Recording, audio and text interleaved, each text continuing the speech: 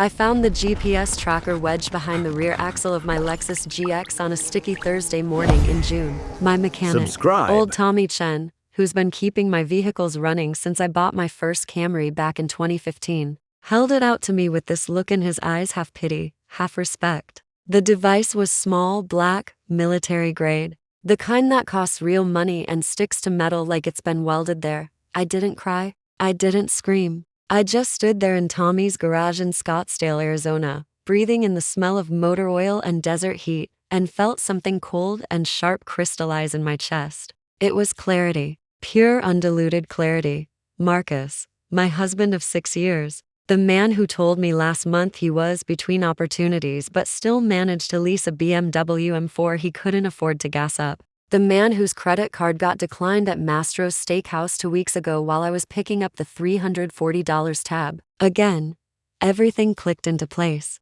The constant texts, "Where you at, babe?" The accusations when I worked late, "You avoiding me or something?" The way he'd get tight-lipped whenever my year-end bonus came through 1/8 okay this time, more than he'd made in the past 3 years combined. He wasn't worried about my safety. He was desperate. He was trying to catch me doing something, anything, so he could flip the script, play victim, and walk away with half of everything I'd built from nothing. Tommy raised an eyebrow. "Want me to disable it?" I looked at the steady red blink on the side. My lips curved into something that wasn't quite a smile. "Leave it active, Tommy. Actually, make sure it's working perfectly." 20 minutes later, I pulled into the freight yard of my company's distribution hub. I'm the director of logistics for Western Transport Solutions, one of the largest freight networks in the Southwest. I manage $4 million in shipments every single day. I know how to move products across state lines, how to track every mile, and most importantly, how to make things disappear.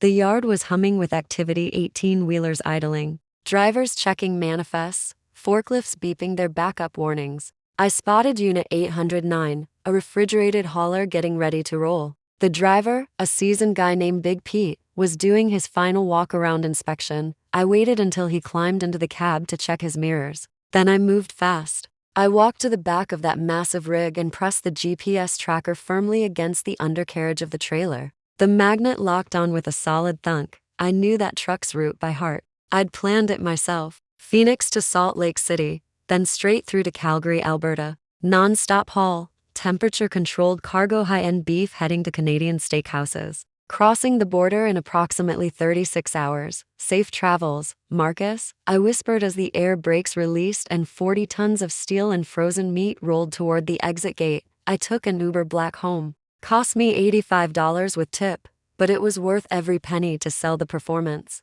When I walked through the double doors of our North Scottsdale house at 7:45 p.m., the air conditioning was blasting, but the atmosphere was hot with tension. Marcus was waiting in the kitchen, arms crossed, standing by the granite island like he was about to conduct an interrogation. He was wearing one of those expensive suits I'd bought him, the ones he needed to look the part for client meetings that never seemed to materialize. "Where's the Lexus?" he asked immediately. "No, hey baby. No, how was your day?" Just the question he'd been rehearsing since he saw that little red dot start moving on his phone. I set my Celine bag down on the counter with a heavy thud, the sound of a woman who'd just worked a 12-hour day and wanted nothing more than a glass of Pinot Noir. More work than Tommy thought. I lied smoothly, maintaining perfect eye contact. Transmission slipping. He needs to keep it overnight to run diagnostics. I ordered Thai from our usual spot on Hayden Road. We sat at the dining table, the one I'd paid for, and ate in silence. I watched him carefully. He barely touched his pad thai. His left hand kept dipping under the table. His head kept tilting down. I knew exactly what he was doing. He was refreshing that tracking app every 30 seconds, watching that little red dot accelerate northbound on I-17. "You seem distracted." "Babe," I said, cutting into a spring roll with surgical precision. "Everything okay with your portfolio management?" He looked up, startled, like he'd forgotten I was sitting 3 feet away. Yeah, everything's fine." His hand was shaking when he picked up his water glass. The ice cubes rattled. Then he froze completely. His eyes locked onto his lap. I knew what he was seeing. That red dot had just crossed out of Phoenix city limits and was currently doing 75 miles per hour northbound on the interstate. Beads of sweat formed on his upper lip, despite the AC being set to 68 degrees. You sure the Lexus is at Tommy's shop? His voice cracked slightly. I mean, Tommy usually parks the cars inside the bay, right? Locks them up. Of course, I replied, my face a perfect mask of innocent confusion. Why do you ask? No reason, he stammered, wiping his forehead with his napkin. Just, making sure it's secure. He looked like he was about to have a stroke. In his mind, he was watching his wife flee the state, watching his meal ticket drive away from him at highway speeds. He stood up abruptly. Chair legs screeched against the travertine floor. I need to make a call, he muttered, practically running toward the master bathroom. I sat there alone at that dining table, took a slow sip of my wine, and smiled. The game had officially begun, the midnight vigil. When paranoia eats you a la vie, it was 2:47 a.m. when I woke up to the sound of Marcus breathing like he'd just finished a marathon. We were in the master bedroom, the one with the California king bed I'd paid for, the Egyptian cotton sheets I'd bought, the view of Camelback Mountain that I'd worked my entire adult life to earn. He was lying on his side, facing away from me, but I could see the glow, that soft blue light illuminating the sheets, pulsing every time he refreshed the screen. I knew exactly what that screen showed. By my calculations, Unit 809 was currently somewhere near Flagstaff, maybe even approaching the Utah border. To Marcus, it looked like his wife was on a midnight road trip, putting hundreds of miles between them. I watched the back of his head, watched his shoulders tense every time he checked the app, watched him suffer. Marcus loved playing the part of the successful financial advisor. Custom suits, leased luxury car, expensive watch I'd bought him for our 4th anniversary. But the truth? He hadn't closed a deal in over a year. His investment firm was a hot desk subscription at a WeWork downtown. His client meetings were Starbucks interviews that went nowhere. I paid the $8,200 monthly mortgage on this 4,800 square foot house. I covered the $600 monthly dues at the country club, where he networked with men who had actual money. I was the one bringing home $285,000 annually while he brought home excuses. He shifted violently, kicking the duvet. I closed my eyes just enough to fake sleep, but kept him in my peripheral vision. He pulled out his phone again, thumbs moving frantically across the screen, probably calculating how much cash he could pull from our joint accounts before I noticed. What he didn't know, I'd already moved $127,000 from our joint savings into a personal account 3 days ago.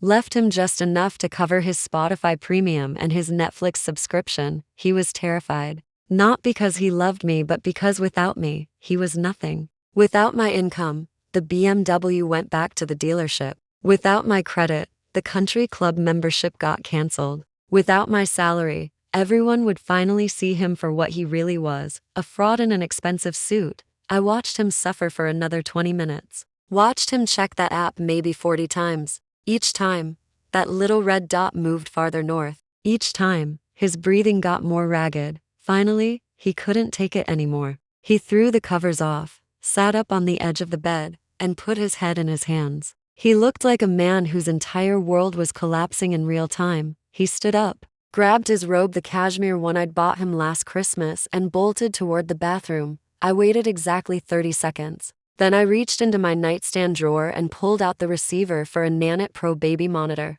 No, we don't have kids. Marcus said he wanted to wait until his business took off, which meant never. I'd installed the camera unit 2 months ago, hidden in the bathroom vent, after I found a second phone in his golf bag. The audio quality was crystal clear. I turned the volume up just enough to hear. He was pacing. I could hear his bare feet slapping against the heated marble floor. He dialed. The phone rang twice. Mama, pick up. Please pick up. His voice was desperate, cracking like a teenage boy's. The line clicked. Marcus, baby, is that you? It's almost 3 a.m. His mother's voice came through sharp, alert. Gloria Pierce didn't sleep like normal people. She slept like a general waiting for war. She's gone, Mama. Marcus's voice broke. She took the Lexus. She took the money. I checked the account, it's almost empty. Almost empty, Mama. I had to cover my mouth to keep from laughing out loud. I'd left him $2,400. Enough for his car payment and his ego. Nothing more. Calm down, baby. Breathe. Gloria's voice shifted into command mode. Where is she now? Driving north, Marcus said, his voice shaking. The tracker says she's in Utah. She's heading to Canada, mama. She's gonna hide everything and leave me with nothing. That witch, Gloria hissed. I told you she was cold. Always working, always traveling. She's been planning this, Marcus. She played you. I can't get into the safe, Marcus sobbed. She changed the combination last week. Said it was for security. Listen to me, Gloria said, her voice dropping to that dangerous register I'd heard before, usually right before she tried to manipulate me into paying for something. Don't confront her if she calls. Act normal. I'm calling Darius and Keisha right now. We're coming over first thing tomorrow morning. We'll be waiting when she gets back. We'll ambush her. She's not coming back, mama, Marcus whimpered. Look at the tracker. She's doing 80 miles an hour. She's running.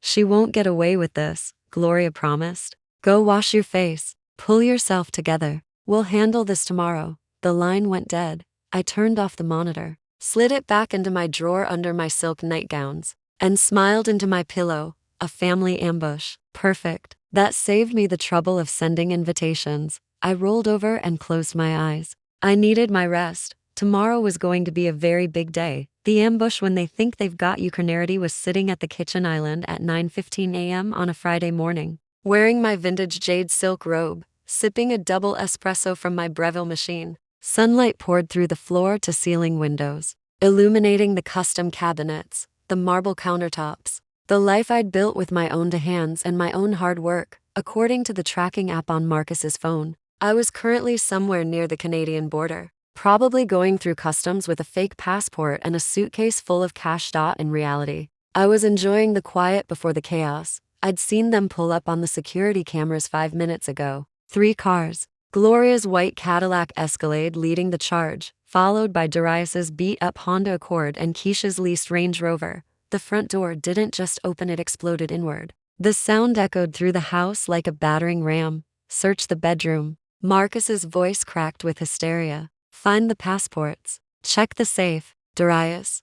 Check the garage. Gloria was barking orders like a drill sergeant. Make sure the other cars are still there. Don't touch anything without gloves. Keisha added her 2 cents, probably quoting some crime show she'd binged on Netflix. We need to document everything for the police. This is abandonment. I didn't stand up, didn't move. I just swiveled my bar stool slowly, turning to face the hallway where they were gathering like vultures circling roadkill. I set my espresso cup down on the marble with a soft clink. Good morning, everyone, I said calmly, my voice cutting through their panic like a knife. Is there a reason you're breaking into my house before I've even finished my coffee? The silence was absolute. They froze mid-step. Marcus stopped so suddenly that Gloria bumped into his back. Foreheads snapped toward me in perfect synchronization. They stared at me, then stared at each other, then stared at me again. Their brains couldn't process what their eyes were seeing. They'd expected an empty house,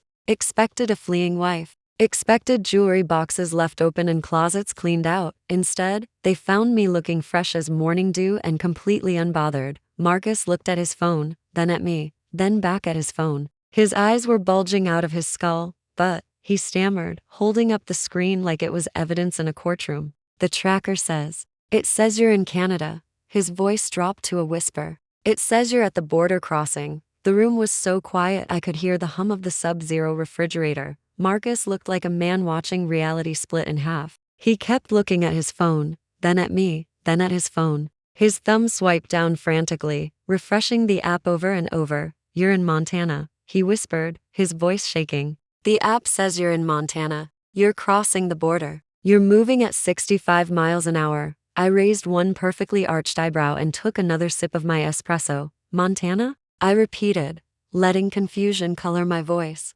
Marcus, baby.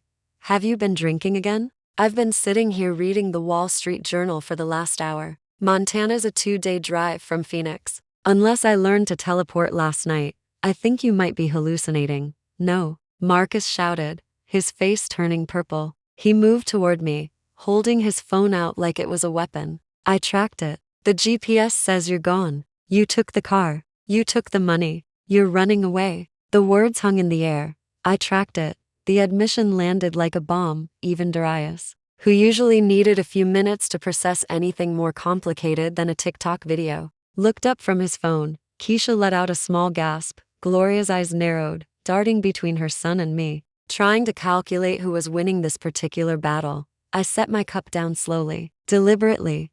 What GPS, Marcus? I asked, my voice dropping an octave. What exactly are you talking about? Are you saying you put something on my car? Are you saying you've been tracking my movements? Marcus froze. His face went from purple to white in about 2 seconds flat. He realized too late that he'd just confessed to a felony in front of 3 witnesses. He looked around for support, but even his mother looked confused. I meant the Find My Phone app. He lied badly. I was worried about you. Thought maybe you were lost. Find My Phone? I picked up my iPhone from the counter and held it up. That's interesting, Marcus. Because my location services have been turned off for days. So tell me again, how exactly do you know I'm in Montana? Marcus's mouth opened and closed like a fish drowning in air. But Gloria wasn't about to let facts get in the way of her narrative. She puffed up her chest and stepped in front of her son, blocking my view of his terrified face. If you were sitting here this whole time, Gloria barked. Why didn't you answer your phone, Diana? We called you 15 times. Marcus was worried sick. He thought you were dead in a ditch somewhere. But here you are, sitting in your silk robe like the Queen of Sheba, while your husband's having a panic attack. I leaned back in my chair, crossed my legs. My phone was on. Do not disturb, Gloria, I said calmly. It's Friday, my day off. Since when is it a crime to enjoy a quiet morning in my own house? Don't get smart with me, girl, Gloria snapped, pointing a finger in my face. You did this on purpose. You saw us calling and ignored us. You get a kick out of making us worry, don't you? You think you're better than this family because you have a fancy job and a big office. She didn't wait for an answer. She spun around and marched straight into my kitchen. She yanked open the door of my built-in refrigerator with enough force to rattle the bottles inside. Look at this, she announced, gesturing at the contents like she was presenting evidence to a jury. Organic greens, almond milk, leftover takeout. Where's the real food, Diana? Where's the bacon? Where are the eggs? Where's the meal prep for your husband? She pulled out a container of spinach and shook it at me. My son works hard. He comes home to this empty house and this empty fridge. No wonder he's stressed. No wonder he's losing weight. A wife is supposed to take care of her husband. You're too busy chasing promotions to fry a pork chop. You call yourself a wife, but you're just a roommate with an attitude problem. I watched her performance. Watched her work herself up into righteous indignation. She was talking about Marcus working hard. Marcus, who hadn't had a client meeting in 18 months. Marcus, who spent his days at Starbucks pretending to take Zoom calls. The audacity was breathtaking. You're right, Gloria, I said, my voice cold as ice. I'm not a traditional wife. I don't cook breakfast because I'm usually on a video conference with our Hong Kong office by a.m. That conference call pays for this refrigerator. It pays for the food inside. It pays for the roof you're currently standing under while disrespecting me. So unless you brought groceries with you, I suggest you close my fridge before you let all the cold air out. That electricity costs money too. Keisha decided it was her moment to shine. She stepped away from the granite countertop, where Gloria was still muttering about the lack of breakfast meat, and positioned herself center stage in my living room. She placed one hand on Marcus's shoulder, a gesture that was supposed to look compassionate, but came across as rehearsed. She was wearing head-to-toe Lululemon and a beige cashmere sweater that probably cost more than Darius had contributed to their household in the past 6 months. Keisha loved playing the role of the enlightened one, the sister-in-law who'd read 3 self-help books and suddenly became everyone's unpaid therapist. Diana, she started, her voice dropping into that soft, condescending tone she used when she wanted to sound wise. I feel like we're letting our emotions override our logic here. We need to create space for what Marcus is experiencing. Look at him. He's in genuine crisis. I took a sip of my espresso and waited. I knew exactly where this was headed. Keisha took a few steps closer, invading my personal space with her vanilla-scented entitlement. I know you're under immense pressure, she continued, tilting her head like a concerned therapist in a bad commercial. I know that as a Black woman in a high-powered corporate position, you feel like you always have to be strong. You have to be the provider.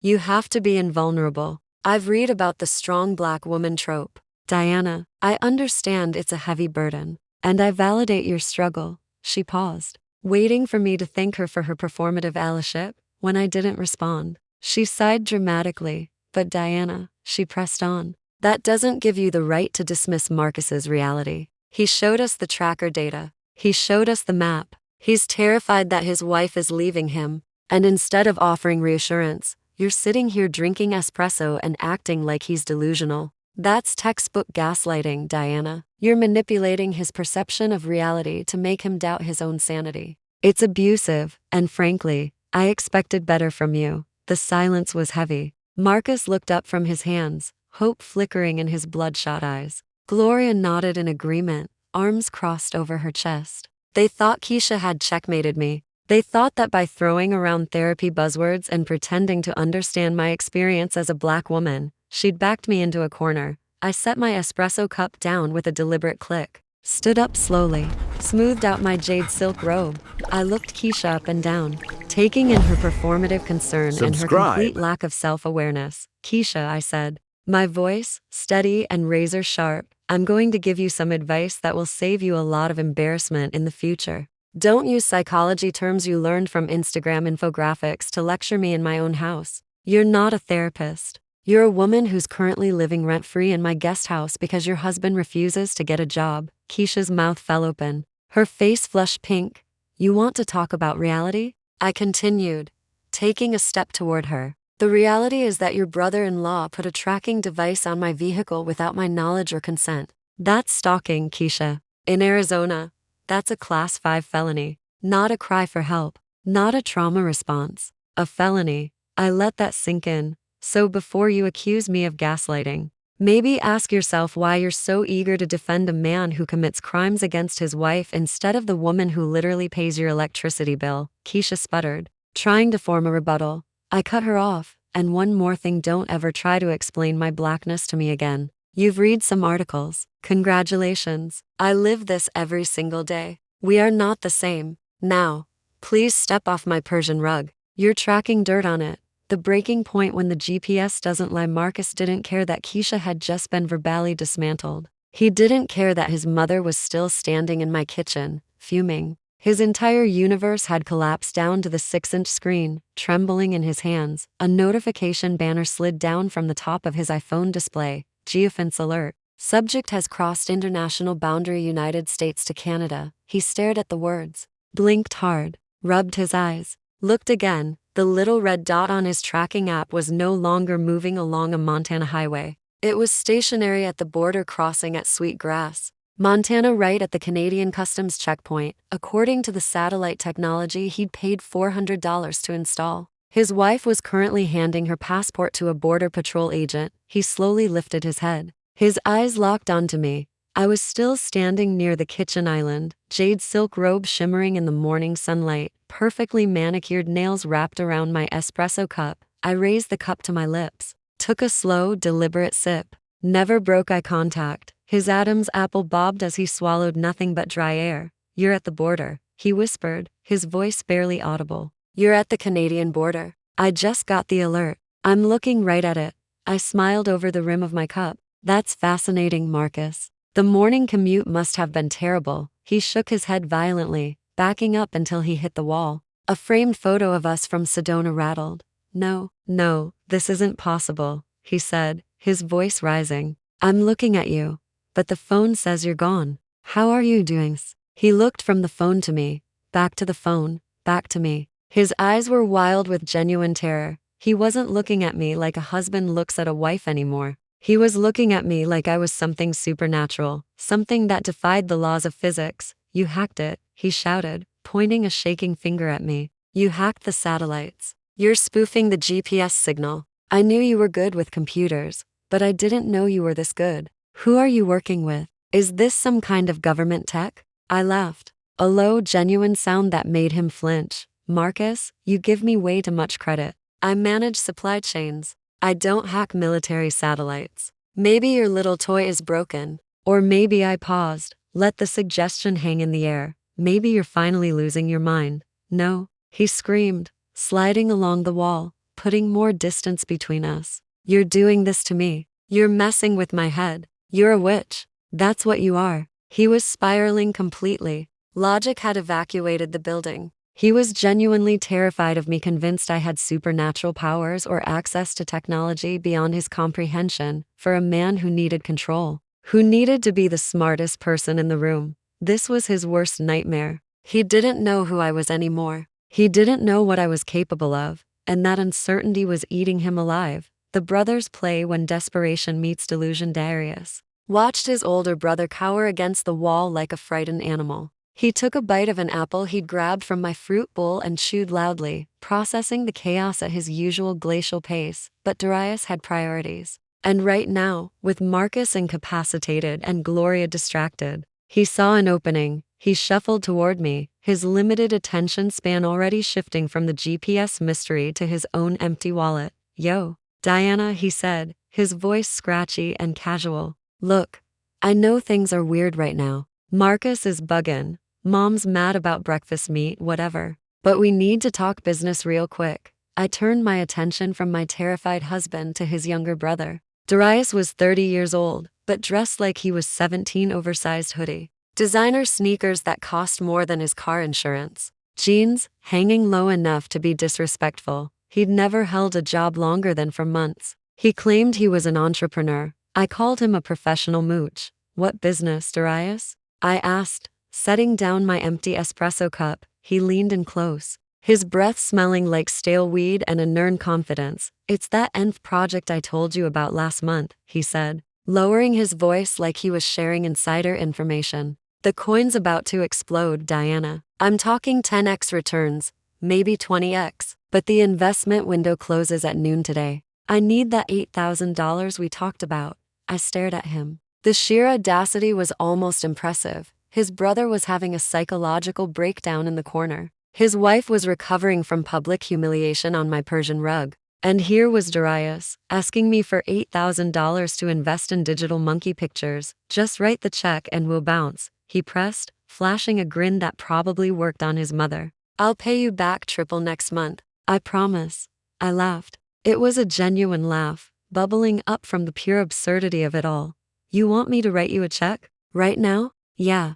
Why not? You got it." He shrugged. "Everybody knows you're paid. Just sign the paper and we're out." I swiveled my chair back toward Marcus, who was still clutching his phone and hyperventilating. I pointed a perfectly manicured finger at him. "Ask him, Darius." Darius frowned. "Ask Marcus? Why?" "He's busy freaking out about Canada. Ask him," I repeated, my voice sharp. "He's the head of this household, right? He's the financial genius. He's the king of this family. That's what Gloria always says, isn't it? Marcus is the provider. Marcus is the success story. So go ask the king for your $8,000. Darius looked at Marcus, then back at me, confusion spreading across his face. "But you usually handle the money." "Diana, it's just easier." "It's over, Darius," I said coldly. "The Bank of Diana is permanently closed. If you want money for your imaginary investments, you need to ask your brother. He has plenty of money. He tells everyone he's a financial genius. Go on, ask him." Darius shrugged and turned to Marcus. "Yo, Mark, let me hold 8 racks real quick." "Diana's being difficult." Marcus looked up, his eyes regaining a fraction of focus. He looked at his brother, then at me. He saw the slight smile on my face. He knew exactly what I was doing. I was forcing him to admit in front of his family that he was broke, that he had nothing, that every dollar he'd ever given them came from me. "I don't have it," Marcus croaked, his voice dry and cracked. Darius rolled his eyes. "Come on, man. Just Venmo it. I'll pay you back." I said I don't have it. Marcus screamed, veins bulging in his neck. "I don't have 8,000, Darius. I don't have 800. She took it all. Everything's gone." The admission hung in the air like smoke after a gunshot. Darius looked stunned. He'd never heard his brother admit to being broke. The illusion of the wealthy, successful older brother shattered, and for the first time, Darius looked genuinely scared, not because his brother was hurting, but because his own safety net had just disintegrated. "Wait, for real?" Darius whispered. "You're actually broke?" Marcus sank against the wall, burying his face in his hands. The mother's last stand when denial meets evidence. Gloria watched her sons crumbling. Marcus was broken against the wall. Darius was whining about cryptocurrency. She decided that if you want something done right, you do it yourself. marched over to the entryway table where my Hermes Birkin bag was sitting, a bag that cost more than her Escalade, and grabbed it by the handles like it was a plastic grocery sack. "You're hiding something," she hissed, her eyes narrowing into dangerous slits. "You're sitting here way too calm. A woman doesn't sit this calm unless she has a backup plan or a backup man." She appended my bag over the kitchen counter. My belongings cascaded onto the white quartz Chanel compact, car keys, Tom Ford lipstick, my wallet. But no phone. She pawed through the pile, pushing my things around with her long acrylic nails, looking for evidence of betrayal. "Where is it?" she demanded, slapping her hand on the counter. "Where's the burner phone? The one you used to call your side piece? The one you used to hack my son's life?" I took another sip of my espresso, now cold, but still satisfying. "I don't have a side piece, Gloria. I have a career. You should try getting one. It's very fulfilling." She ignored me, abandoned the pile of my expensive belongings, and started tearing through my house like a D-raid. She yanked open drawers in the entryway console, rifled through bills and takeout menus, throwing papers over her shoulder onto my travertine floor. She moved to the antique writing desk in the corner, the one where I kept personal correspondence. She pulled the drawer so hard the wood screamed in protest. Her hands flew through the papers, desperate, frantic. She needed something, anything that would prove I was the villain, so she could sleep at night. Then she stopped. Her hand froze inside the drawer. A slow, predatory smile spread across her face. She pulled out a thick cream-colored envelope. It was sealed, heavy, no return address.it. Looked exactly like the kind of secret a cheating wife would hide in a desk drawer. "Got you," she whispered triumphantly. She held the envelope up to the light like she'd just found the golden ticket.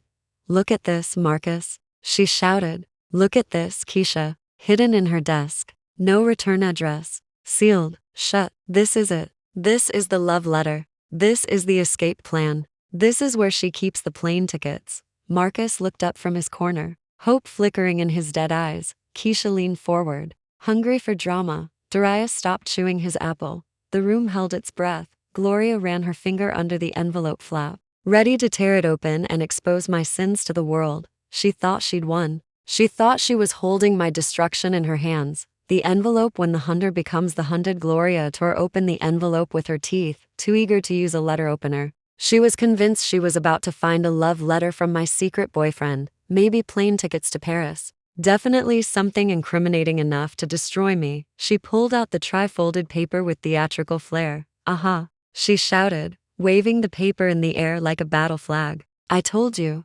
all." She was up to something. "Listen to this, everyone. Listen to the evidence of her betrayal." She cleared her throat, preparing to deliver what she thought would be my public execution. "Dear Mr. Pierce," she read aloud in her best church announcement voice, "we regret to inform you that due to repeated delinquency and high-risk activity associated with online sports betting platforms, your credit line ending in 7834 has been suspended effective immediately. Your current outstanding balance of $54,000 exceeds your available credit and requires immediate resolution to avoid." Her voice died mid-sentence. The room went silent. Not the confused silence from before. This was the silence of a narrative crashing into a brick wall at 90 miles an hour. She lowered the paper slowly, squinting at the name printed at the top. Mr. Marcus J. Pierce.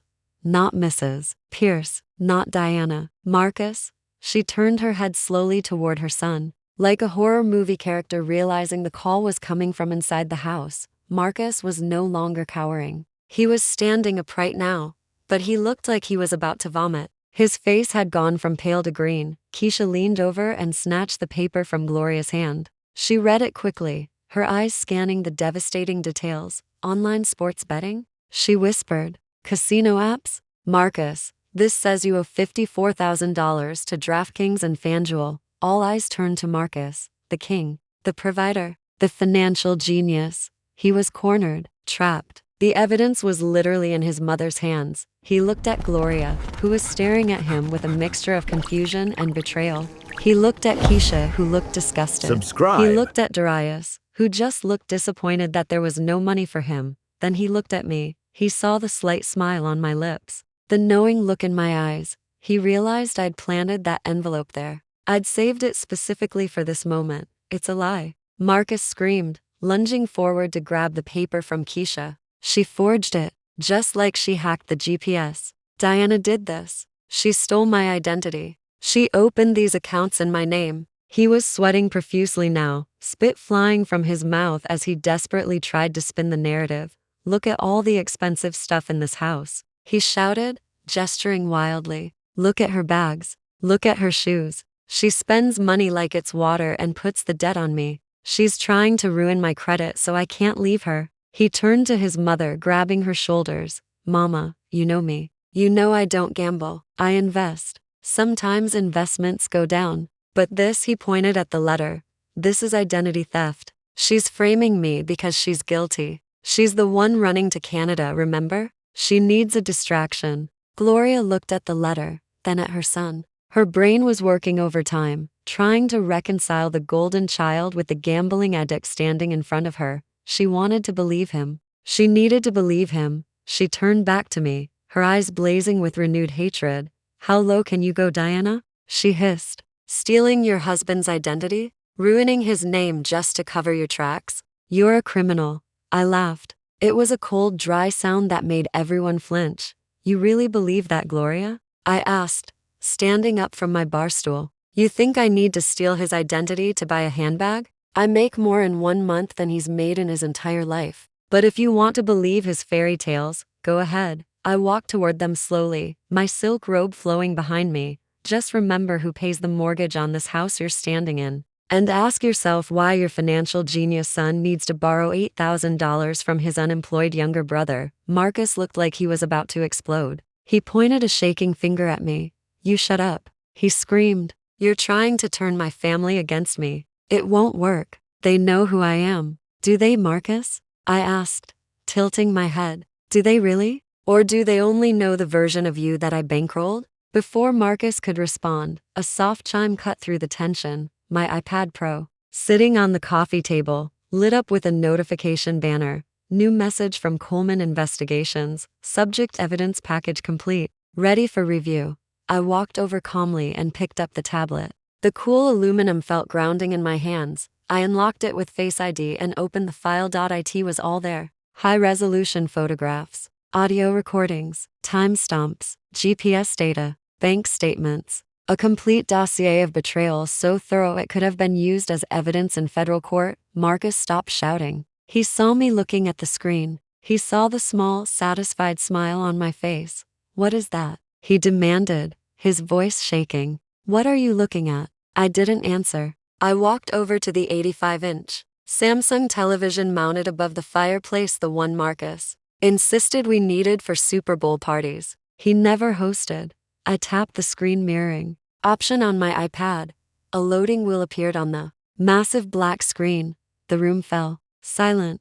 Gloria looked from me to the TV, her eyes narrowing. Keisha stopped, pretending to be shocked by the gambling debt, and leaned forward, hungry for the next revelation. Even Darius put down his half-eaten apple. What are you doing, Diana? Gloria asked, her voice low and dangerous. Turn that off. We're talking about my son's financial situation. I'm helping you talk about it, Gloria, I said, my voice smooth as silk. You wanted the truth. You wanted to know why your son needs to track my car. You wanted to know why he's $54,000 in debt. Well, I think it's time we all watched a little documentary. The TV flickered to life, displaying my iPad screen in 4000 clarity. My background image appeared, a photo from our wedding day. A cruel reminder of vows he'd shattered 1,000 times over. I tapped the folder labeled Marcus Pierce Subject Investigation. A grid of thumbnails appeared. Dozens of photos. Multiple audio files. Several video clips. Marcus took a step forward, his face draining of all color. He knew.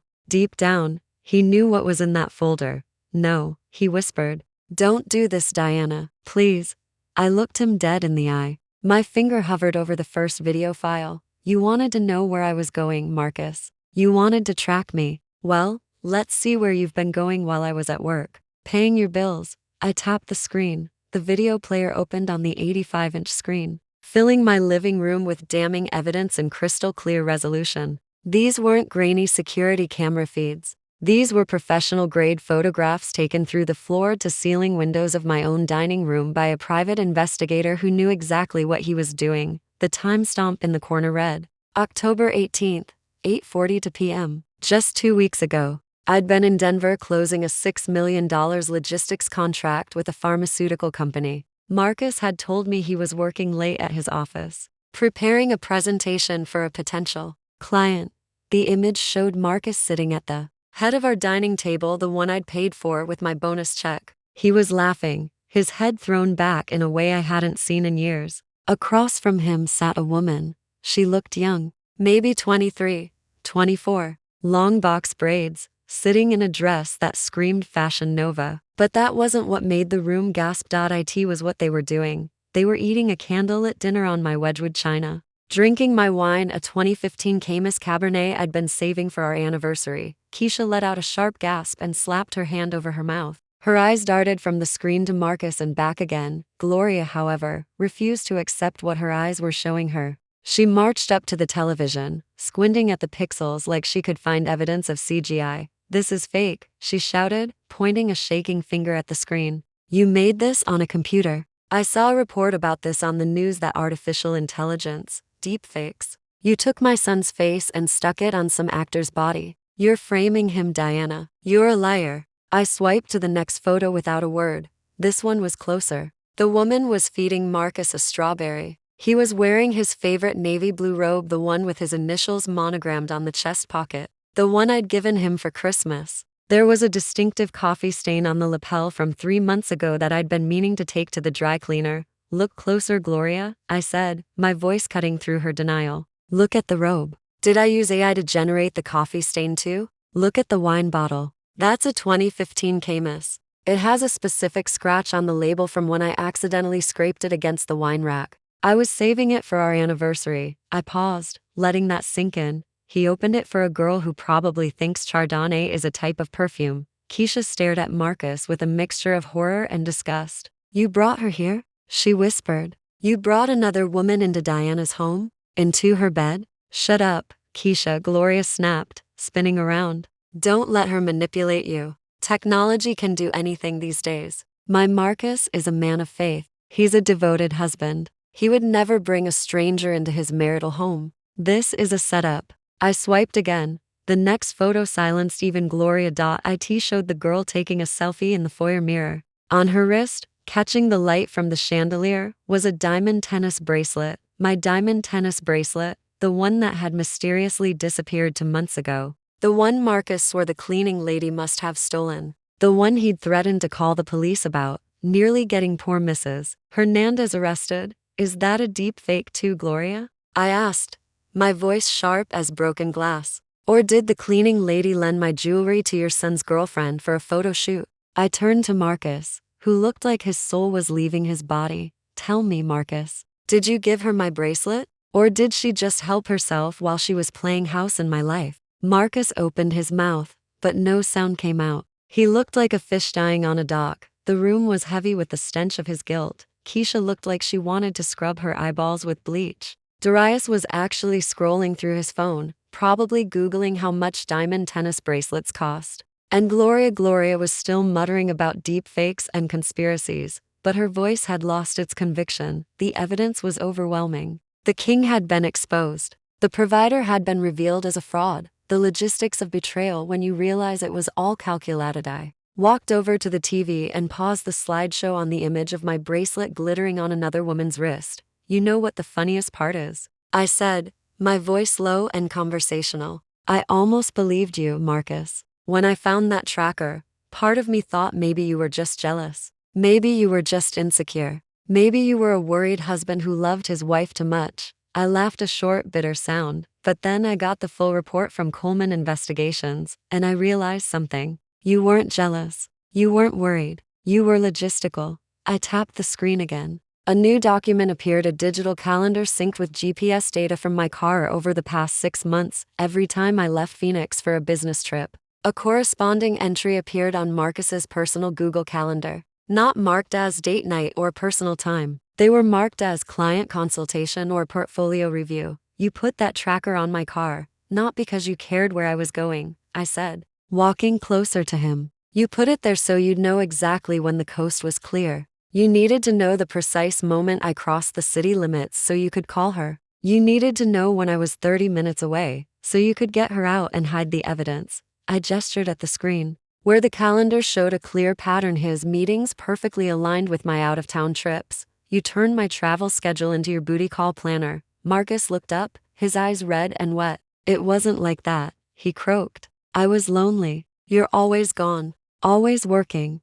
Lonely? I repeated, incredulous. Lonely people adopt a dog, Marcus. Lonely people join a gym. They don't invite strangers into their wife's home to drink her wine and wear her jewelry. I pointed at the screen where another photo had appeared, the girl sitting in my bathtub, surrounded by my Jo Malone candles, using my La Mer face cream. She used my face cream. Marcus, I whispered, the violation hitting me fresh. That jar costs $400. Did you tell her it was yours? Did you tell her you bought it? Or did you just let her think you're the type of man who has luxury skincare lying around? He flinched. He knew he'd been caught. He knew there was no spinning. The tracker wasn't an act of love or obsession. It was an alarm system, a tool to facilitate his deception. He'd turned my own security into a weapon against me. He'd monitored my movements, not to protect me, but to exploit my absence. And that, I said, turning back to Gloria, is why your son is a fraud. Not because he's broke, not because he's a failure, but because he's a thief. He stole my trust. He stole my privacy. He stole my peace of mind. Also, he could play house with a girl who probably thinks his name is on the deed. The meltdown when reality breaks your brain, Marcus finally snapped. The shame that had been radiating off him like heat suddenly transformed into something volcanic, defensive rage mixed with toxic entitlement. He jumped up from the couch, knocking over a glass of water. It shattered on the travertine floor, but he didn't even look at it. So what? He screamed, his voice raw and shredding. So what if I did it? Are you happy now? You got your proof. You proved you're smarter than me again. That's all you care about, isn't it, Diana? Being right, being the boss, being the smartest person in every room. He walked toward me, his hands balled into fists at his sides. He was trying to intimidate me, trying to use his physical presence to regain control, but I didn't move, didn't blink. I looked at him the same way I'd look at a toddler throwing a tantrum in a Target. You want to know why I did it? He continued, spit flying. Because she makes me feel like a man. She respects me. She listens when I talk. She doesn't fact-check me. She doesn't correct my grammar. She doesn't treat me like an employee in my own marriage. He gestured wildly at the screen where the photos of his betrayal were still glowing. You're cold, Diana. You're an ice queen. You come home and talk about logistics and shipping routes and quarterly projections. You treat our marriage like a business merger. There's no warmth. There's no softness. You don't need me for anything. You've got your money. You've got your career. What room is there for a husband? I watched him unravel. It was textbook. The cheater's playbook. When caught red-handed, blame the betrayed spouse for being too difficult, too independent, too successful. She appreciates me. He yelled, his voice cracking. When I take her to dinner, she says, thank you. She doesn't ask if I used rewards points. When I buy her a gift, she cries. She doesn't ask to see the receipt. She treats me like a king. I let the silence hang for a moment, letting his words settle like toxic dust. Then I tilted my head, studying him like a specimen under glass. So let me get this straight. Marcus, I said, my voice dangerously calm. In order to feel like a man, you need a woman who's impressed by mediocrity. You need a woman who doesn't know that the wine you're pouring costs more than your car payment. You need a woman who thinks you're a king because she doesn't know you're spending the queen's treasury. I took a step toward him. He faltered, his bluster deflating. You say she makes you feel like a man? I continued, my voice sharpening. But Marcus, look at the evidence. You took her to dinner with my money. You bought her gifts with my credit cards. You drove her around in a car that's titled in my name. You brought her into my house because you couldn't afford a hotel room. I laughed, a harsh, cold sound that echoed off the vaulted ceilings. That doesn't sound like a man, Marcus. That sounds like a parasite. You're not a king. You're a cosplayer. You're playing dress up in my life. And the second I cut off the funding, your little fantasy world collapses. I moved closer, and he actually took a step back. A real man provides, Marcus. A real man builds. You just take. So tell me, does she still treat you like a king when the card gets declined? Or is that why you had to steal my jewelry? To keep the applause going a little longer? Marcus was sputtering, trying to find words, but the universe decided to intervene. His iPhone buzzed on the coffee table where he'd dropped it. It vibrated against the glass with an angry, insistent hum. The screen lit up. Caller ID. Unknown number location. Alberta, Canada. He stared at it. Then his eyes went wide. His face transformed, panic replaced by sudden, manic hope. This was it. This was his salvation. This was proof that I was lying.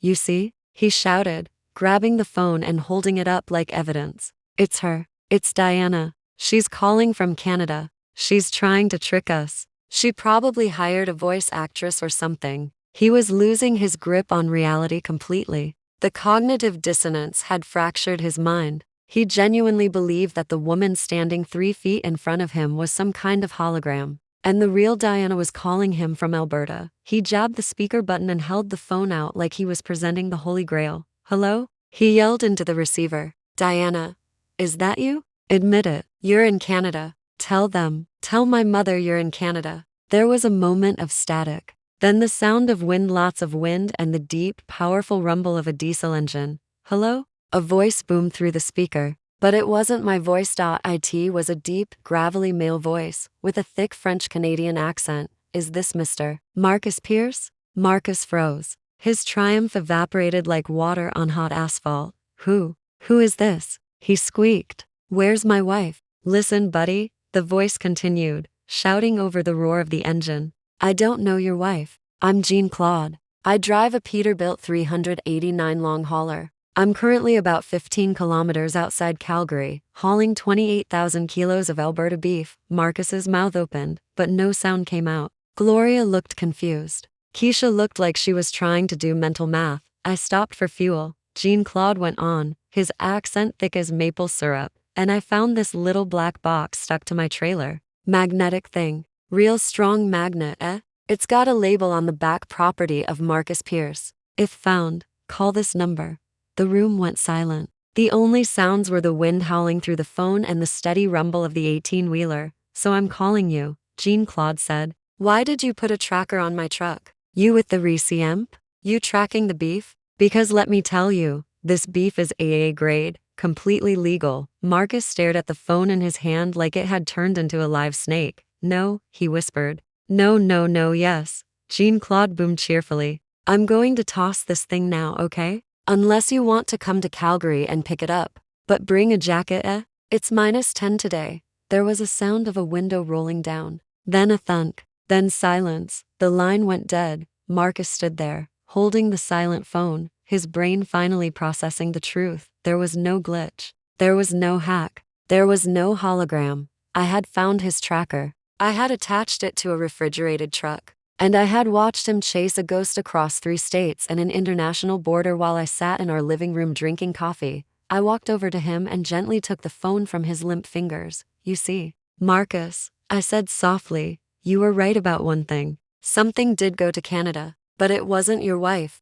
It was your control. And just like Jean-Claude said, it's gone now. The final countdown when time runs out. Silence in the room was absolute. It was the kind of silence that follows a bomb blast, that brief moment before the screaming starts. Gloria was frozen, her mouth hanging open. Keisha looked like she'd just watched someone get hit by a truck. Darius had actually stopped scrolling on his phone, and Marcus looked like his operating system had crashed and failed to reboot. He stared at the phone in his hand, then at me, then back at the phone. His eyes were glassy, unfocused, like he was seeing through dimensions. The GPS tracker had been on a truck the entire time. For 36 hours, he'd been tracking frozen beef across the western United States and into Canada. While I sat in our house, watching him unravel, I'd let him call his mother at a.m. I'd let him organize a family ambush. I'd let him accuse me of fleeing the country. I'd watched him spiral into paranoia and fear, all because he couldn't accept that I'd outplayed him. He started, but his voice died. He didn't have words. There were no words. I checked my watch. A vintage Cartier. The one I'd bought for myself when I got my promotion.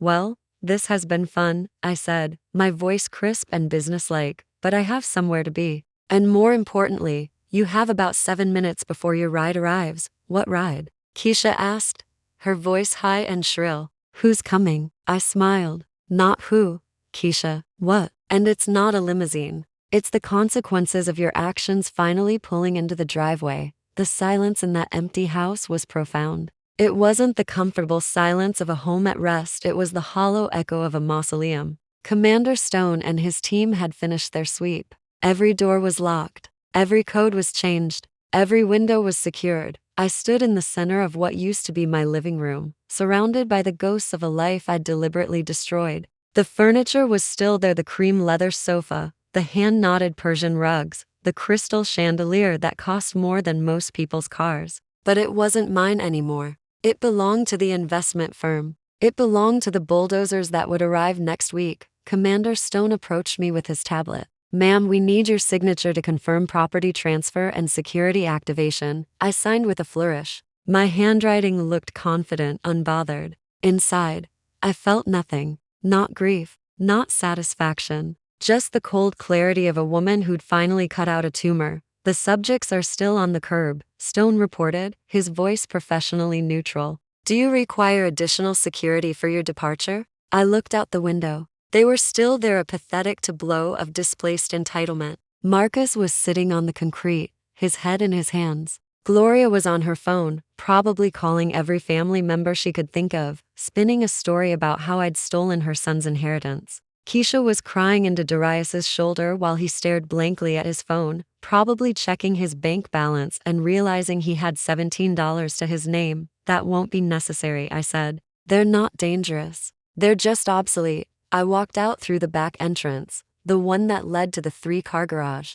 My black Mercedes was the one Marcus had never been allowed to drive because he couldn't be trusted not to crash. It was waiting for me like a loyal friend. I climbed into the driver's seat. The leather was cool against my silk blouse. I started the engine and listened to that beautiful German engineering purr to life. I didn't look back as I drove out of the driveway, past the side yard, and onto the street. As I passed them, I allowed myself one glance. Marcus looked up. Our eyes met for exactly 2 seconds. In those 2 seconds, I saw everything: his humiliation, his hatred, his desperate plea for mercy. I smiled. Not a cruel smile. Not a victorious smile. Just the small, satisfied smile of a woman who'd finally taken out the trash. Then I drove away. I'd been on the road for 45 minutes when my burner phone rang. Yes, I had a burner phone. I'm not an amateur. I'd bought it 3 months ago when I'd started planning my exit strategy. The only people who had this number were my attorney, my financial advisor,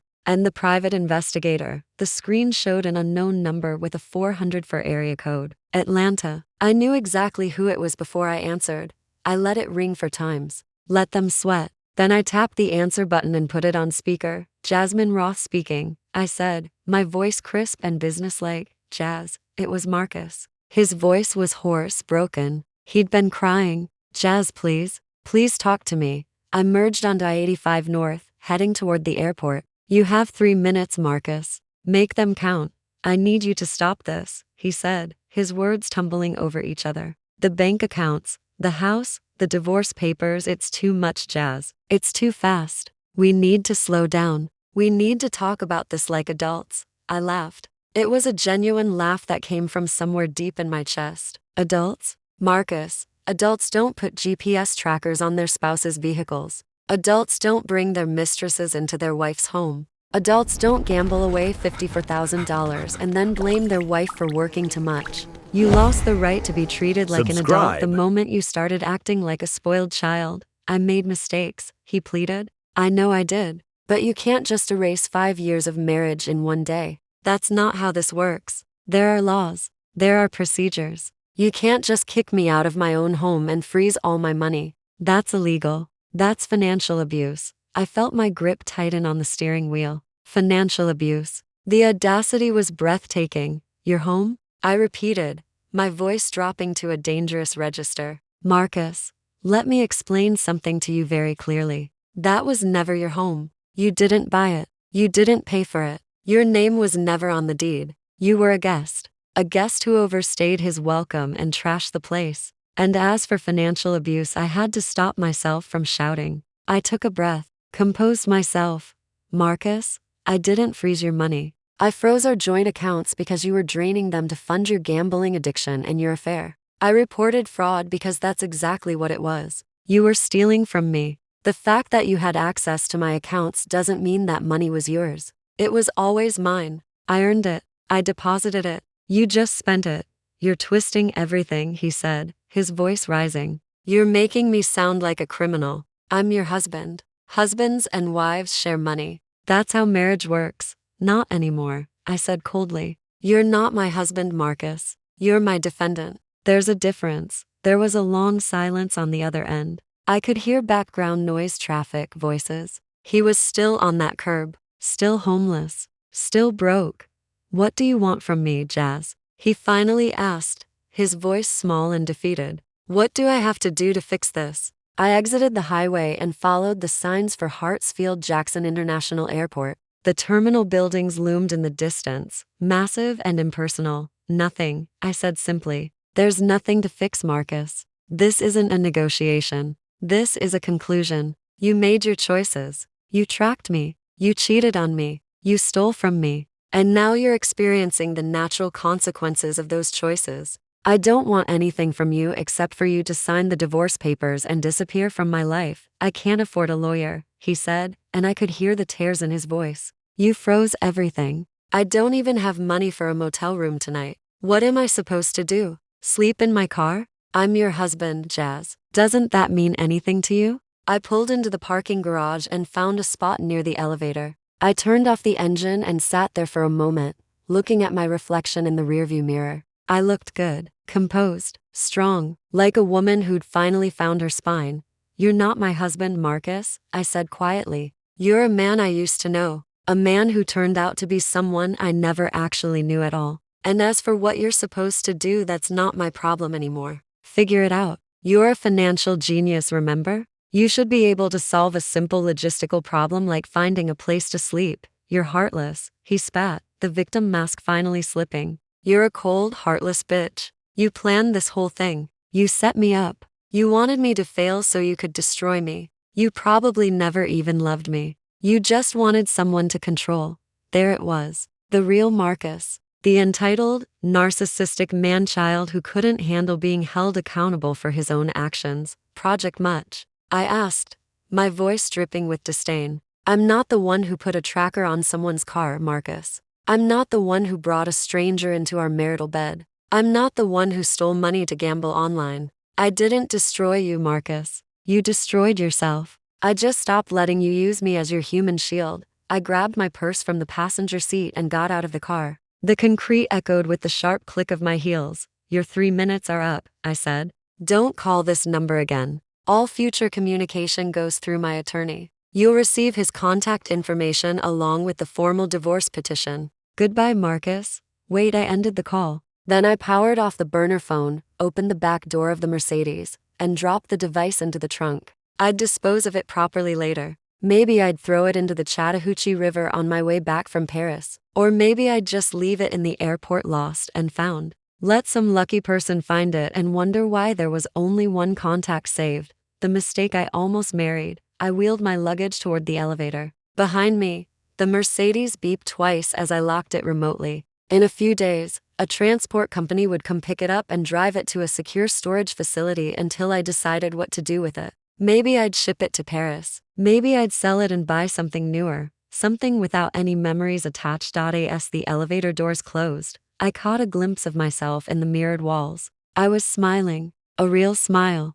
the kind of smile that comes from the soul. I was free. The international terminal at Hartsfield-Jackson was controlled chaos, but I moved through it with the ease of someone who'd done this 1,000 times. I'd spent the last 6 years traveling for work, flying to Chicago, Denver, Los Angeles, Seattle. I knew every TSA checkpoint. I knew which security line moved fastest. I knew exactly how much time I needed. I checked in at the Air France counter. First class to Paris Charles de Gaulle, leaving at 6:45 p.m. The agent, a woman in her 50s, with kind eyes and perfect posture, processed my ticket with efficient grace. Business or pleasure, Miss Roth? She asked, making conversation while the system printed my boarding pass. I thought about that question. 6 months ago, I would have said business. 6 months ago, my entire identity was wrapped up in my job title, my salary, my success. I was Jasmine Roth, Director of Supply Chain Operations. I was the woman who closed multi-million-dollar deals. I was the woman who worked 70-hour weeks and apologized for taking Christmas off. But that wasn't who I was anymore. Or maybe it was who I'd always been, and I was just finally letting myself admit it. Both, I said, smiling at her. It's a new position, Vice President of European Operations. But I'm also taking 2 weeks of vacation before I start. I haven't had a real vacation in 7 years. The agent's eyes lit up. Congratulations. That's wonderful. Paris is beautiful this time of year. You'll love it. She handed me my boarding pass and luggage receipt. You're all set, Miss Roth. Your flight boards at 6:15 at Gate 27. Enjoy your trip. Thank you, I said. And I meant it. I moved through security with my shoes off and my laptop out, the familiar ritual of airport travel. On the other side, I put myself back together, shoes on, laptop packed, dignity intact. I had 2 hours before boarding. I found a quiet corner in the Air France lounge, a sanctuary of leather chairs and muted lighting. I ordered a glass of champagne Veuve Clicquot because I was celebrating and sat down to take stock of my life, my phone, my real phone. The iPhone 13 Pro that Marcus didn't know about buzzed in my purse. I pulled it out and saw a text from my attorney, Richard Coleman. Richard was 63 years old, a shark in a 3-piece suit, and the best divorce lawyer in Atlanta. Coleman, petition filed. Process server will deliver to M. Pierce at last known address tomorrow a.m. Bank has confirmed fraud investigation open. All joint assets frozen pending court review. You're in the clear.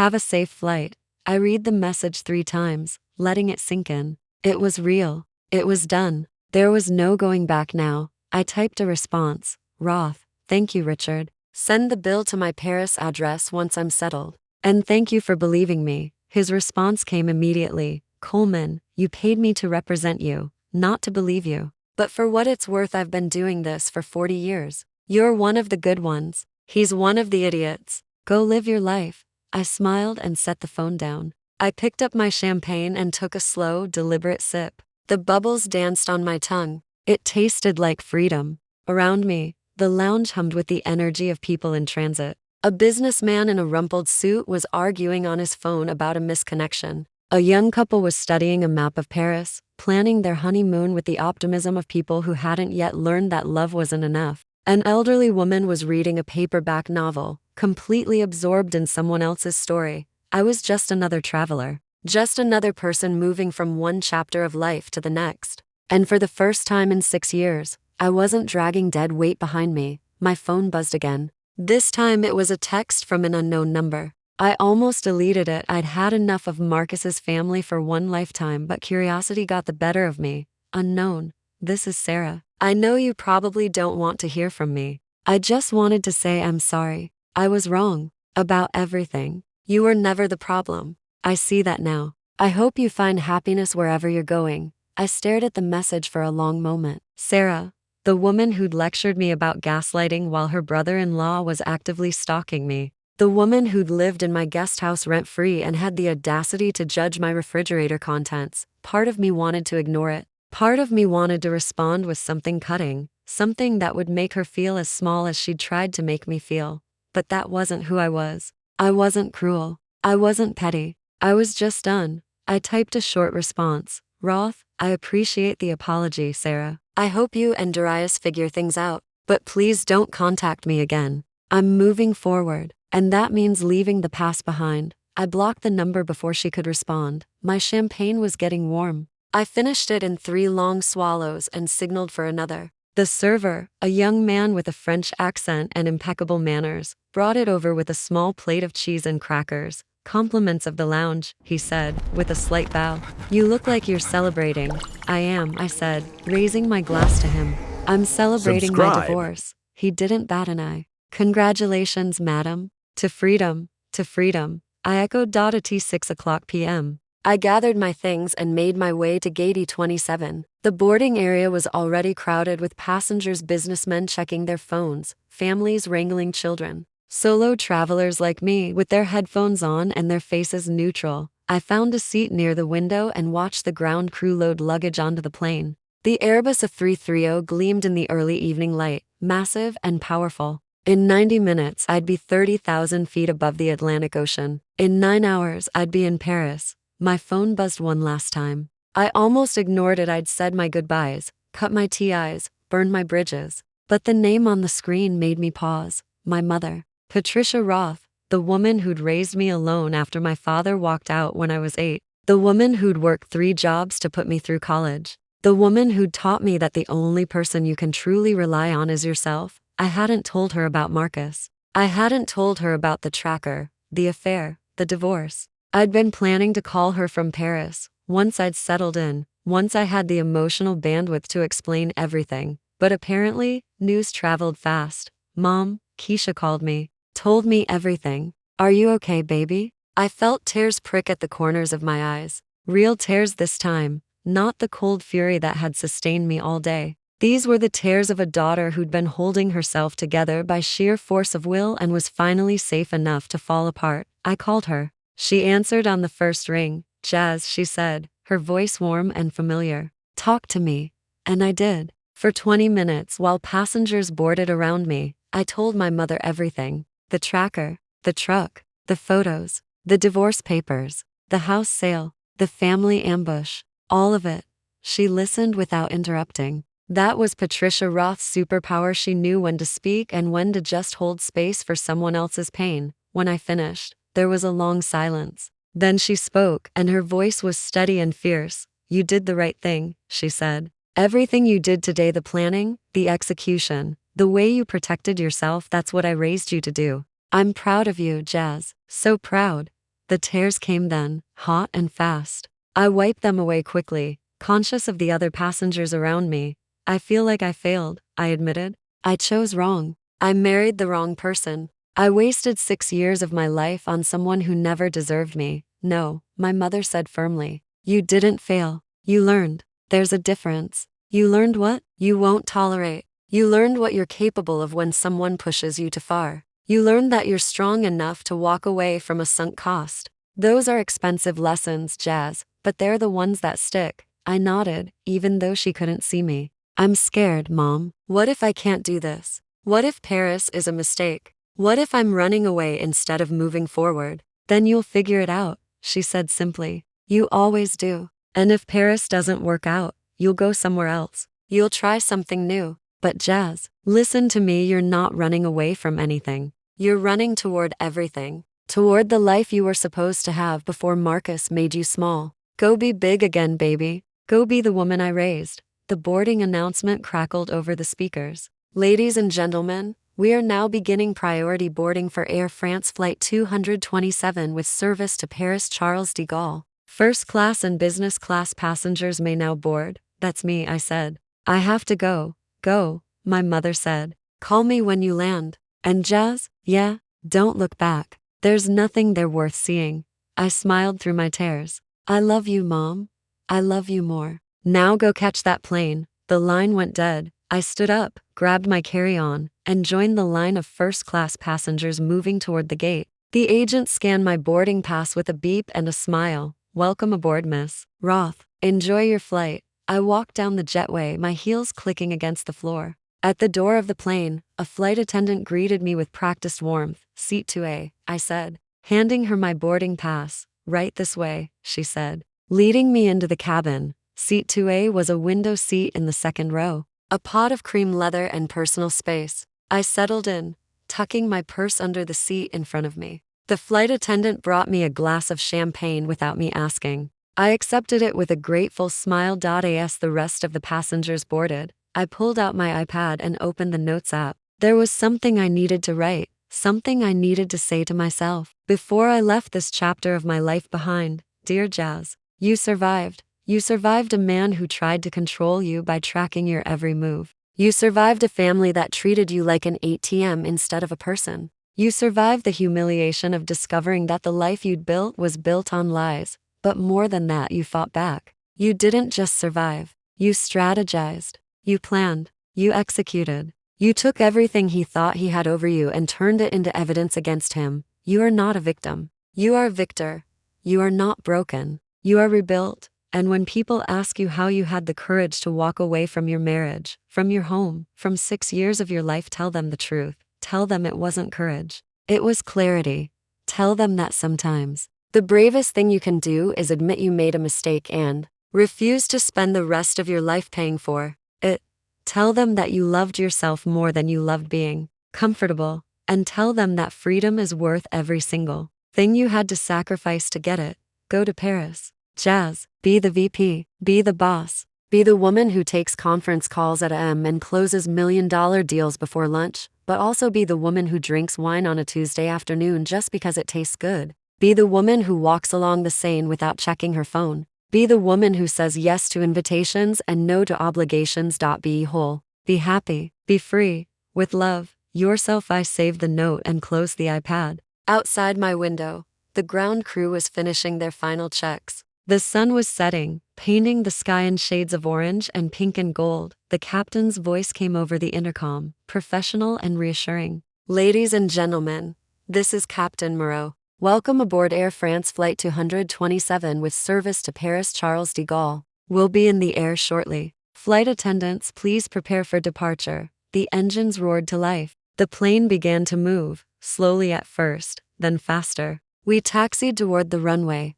passing other planes, other travelers, other stories, and then, with a surge of power that pressed me back into my seat, we lifted off. I watched Atlanta shrink below me, the sprawling highways, the glittering buildings, the life I was leaving behind. I watched until the city was just a patchwork of lights against the darkening earth. Then I closed the window, leaned back in my seat and smiled. I was free. The plane touched down at Charles de Gaulle Airport at 8:47 a.m. local time. And I felt something shift inside my chest, not anxiety, not fear, just the quiet recognition that I was landing in a life that belonged entirely to me. The flight attendant's voice came through the speakers in French, first, then English, welcoming us to Paris. I gathered my things slowly, deliberately, watching other passengers scramble for their bags with the frantic energy of people who had somewhere to be. I had nowhere to be except my own future. Immigration was surprisingly painless. The officer, a middle-aged woman with sharp eyes and impeccable posture, flipped through my passport and stamped it without ceremony.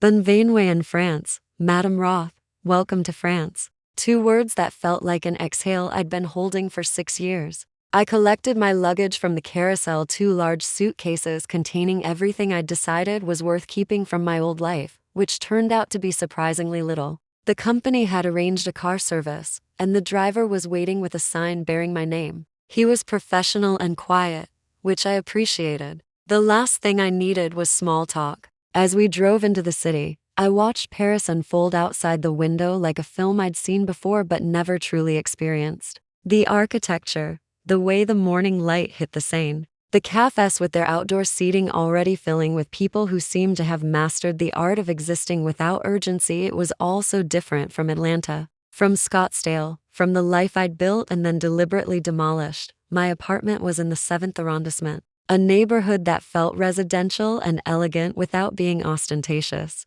The building was old, with that particular European charm that comes from centuries of existence. My flat was on the 3rd floor, what Americans would call the 4th floor, and when I opened the door, I found myself standing in a space that felt like it had been waiting for me. Hardwood floors, tall windows with wrought iron Juliet balconies, a kitchen that was small but perfectly functional. The furniture was minimal: a sofa, a dining table, a bed, a desk. The company had stocked the refrigerator with basics: milk, bread, cheese, wine, coffee. I stood in the center of the living room and turned in a slow circle, taking it all in. This was mine, not legally mine, the way the Scottsdale house had been, but mine in the way that mattered, chosen by me, for me, with no one else's opinion factoring into the decision. I unpacked methodically, hanging my clothes in the closet, arranging my toiletries in the bathroom, setting up my laptop on the desk by the window. By the time I finished, it was early afternoon and I was exhausted, but not tired. Jet lag was pulling at my edges, but my mind was too alert to sleep. I needed to walk. I needed to move. I needed to prove to myself that I was really here. I changed into comfortable shoes and walked out into Paris with no destination in mind. I wandered through streets whose names I couldn't pronounce, past buildings that had stood for longer than my country had existed, through neighborhoods where every corner seemed to hold a cafe or a bakery or a flower shop. I bought a coffee from a small place with 3 tables and a surly barista who barely looked at me when I ordered in broken French. The coffee was strong and bitter and perfect. I sat at one of the outdoor tables and watched people pass by, women in elegant coats, men in tailored suits, students with backpacks, elderly couples walking arm in arm. No one looked at me. No one cared who I was or where I'd come from or what I'd left behind. I was anonymous in the best possible way. My phone buzzed in my pocket, the new phone, the one Marcus had never touched, the one whose number only my mother and my attorney knew. It was a text from Richard Coleman. Divorce finalized. He signed everything. No contest. You're free. Congratulations, Miss Roth. I read the message 3 times, waiting for some surge of emotion, triumph, relief, vindication. But all I felt was a quiet settling, like dust after a storm. It was over. Really, truly over. Marcus was no longer my husband. He was no longer my problem. He was just a man I used to know, a chapter I'd closed with such force that the book itself had shattered. I spent my first week in Paris doing nothing. I walked. I sat in cafes. I read books I'd been meaning to read for years. I slept without setting an alarm and woke up without the immediate spike of anxiety that had characterized my mornings for the past 6 years. I ate croissants for breakfast and drank wine with lunch and didn't apologize to anyone for either. I video called my mother and showed her the view from my window. She cried happy tears, proud tears, relieved tears. You look different, she said. Lighter. I felt lighter. Like I'd been carrying a backpack full of rocks and had finally been allowed to set it down. On my 8th day in Paris, I reported to the office. The company headquarters was in La Défense, the business district that looked like someone had dropped a piece of Manhattan into the middle of historic Paris. My office was on the 28th floor with a view that stretched across the city. My assistant, a woman named Celine who spoke 4 languages and had the organizational skills of a military general, greeted me with coffee and a perfectly curated briefing packet. Welcome, Madam Roth, she said, with a warm smile. We are very excited to have you leading our European operations. The work was challenging and consuming in the way I'd always loved. I spent my days in meetings with logistics directors from Berlin, Amsterdam, Madrid, Rome. I reviewed shipping routes and distribution networks and cost analyses. I negotiated contracts and optimized supply chains and solved problems that required the kind of strategic thinking I'd been doing since I was 23 years old.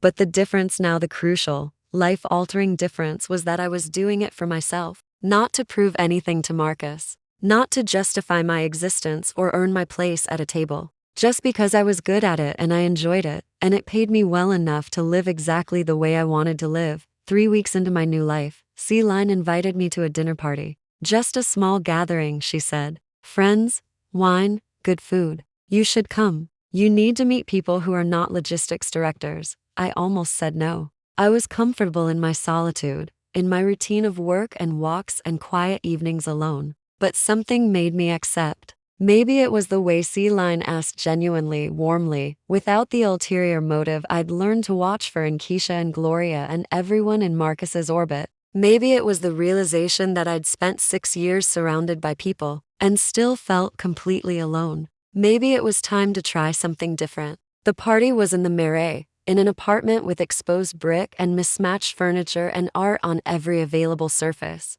There were about 15 people there, speaking a chaotic mixture of French and English, and what sounded like German. I was introduced to a photographer, a journalist, a fashion designer, and then to a man named Tien. He was maybe 45, with graying hair and intelligent eyes that looked like they actually saw things instead of just looking at them. Celine whispered to me that he was a philosophy professor at the Sorbonne and very single. I'm not matchmaking, she said, grinning. I'm just providing information. Tien and I ended up on the balcony with glasses of wine, talking about everything except the obvious questions. He didn't ask what I did for a living. He didn't ask if I was married. He just talked to me about Paris and philosophy and the particular loneliness of being an immigrant in a city that had existed long before you arrived and would exist long after you left. When he finally asked if I was married, I told him the truth. Divorced. 3 weeks ago. He nodded, like this was interesting information. but not shocking information.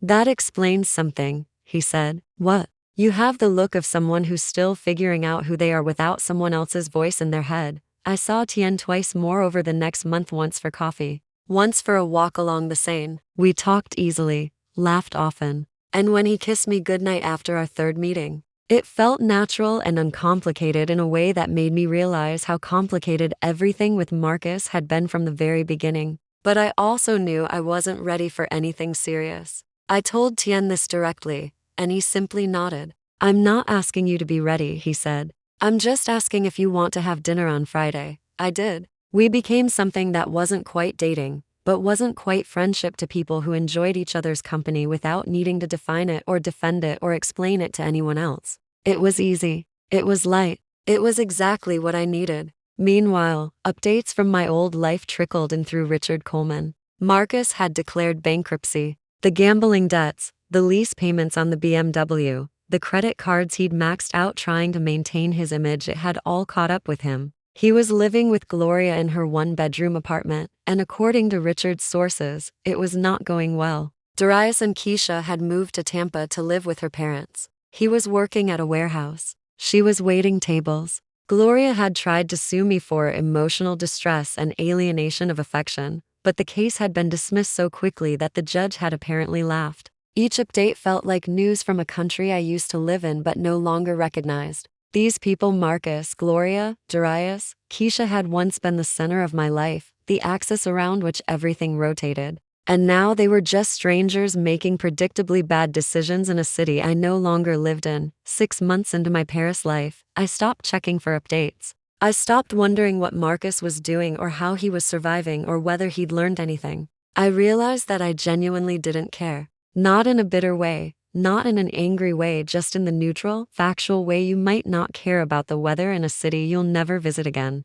I was busy living. I'd made friends, real friends, the kind who invited you to things because they enjoyed your company, not because they needed something from you. Celine and her girlfriend Marie hosted monthly dinners. I joined a yoga class and befriended a woman named Sophie who worked in publishing. I met an American expat named David who worked in finance and understood the particular strangeness of building a life in a language you were still learning. My French improved slowly but steadily. I could order food without panicking. I could handle meetings with French colleagues without needing a translator. I could argue with my building's concierge about the broken elevator and occasionally even win.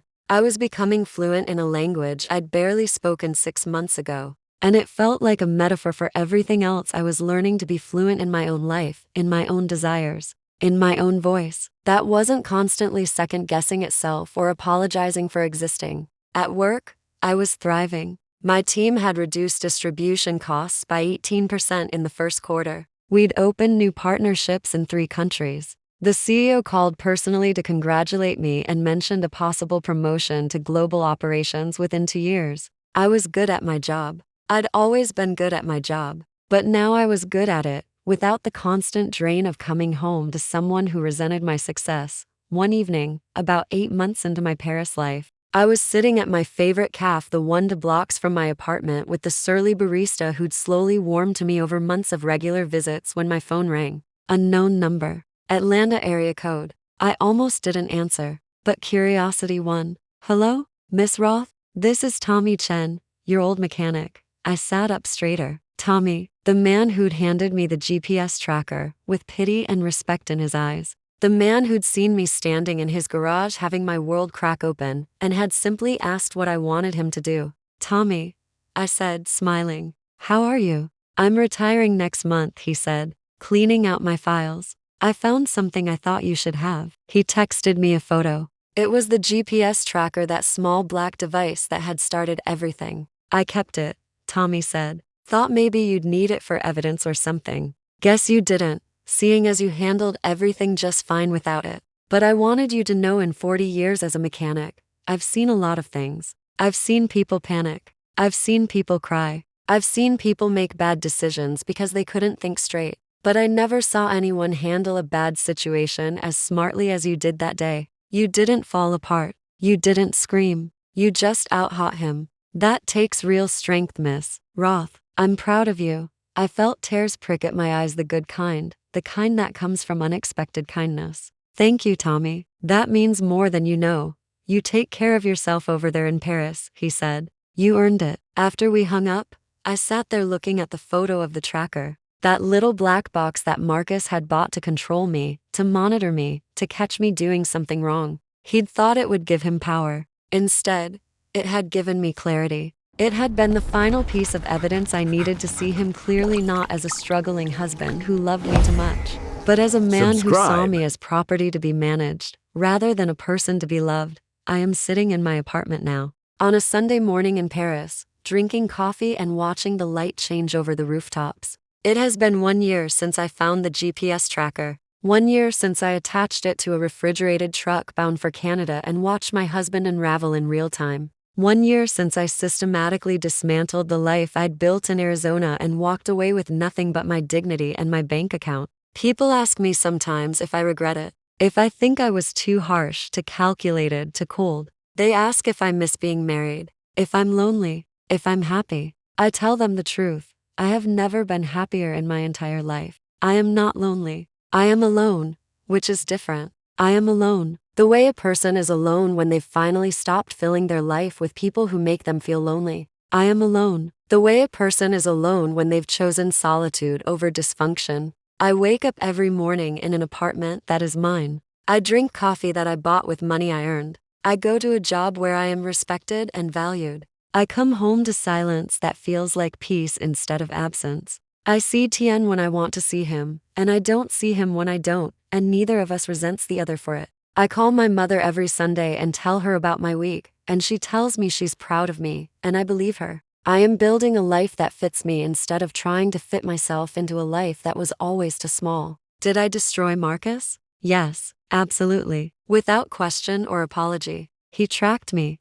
He cheated on me. He stole from me. He tried to gaslight me into believing I was the problem. And when I discovered the truth, I didn't cry or beg or try to fix him. I simply removed him from my life with the same precision I used to optimize supply chains. I identified the problem. I calculated the most efficient solution. I executed the plan. And I never looked back. That's not cruelty. That's self-preservation. That's a woman who finally loved herself enough to stop accepting crumbs from someone who should have been offering a feast. Marcus is not my concern anymore. His bankruptcy, his humiliation, his mother's one-bedroom apartment, none of it touches me. He made his choices. He planted his seeds. And now he's harvesting exactly what he sowed. Meanwhile, I'm in Paris. I'm thriving. I'm free. And every single day, I wake up grateful that I had the courage to attach that GPS tracker to a truck instead of leaving it on my car. Because that choice, that single, calculated, brilliant choice was the first step toward the life I'm living now. The life where I answer to no one but myself. The life where my time is my own. The life where I am finally, completely, radiantly free. So no, I don't regret it. Not for 1 second. Not for one single, solitary second. I'd do it all again in a heartbeat. And if you're reading this, if you're trapped in a relationship where someone is tracking you or controlling you or making you feel small, please know that you deserve better. You deserve to be loved, not monitored. You deserve freedom. And you are strong enough to take it. I did. And my life has never been better.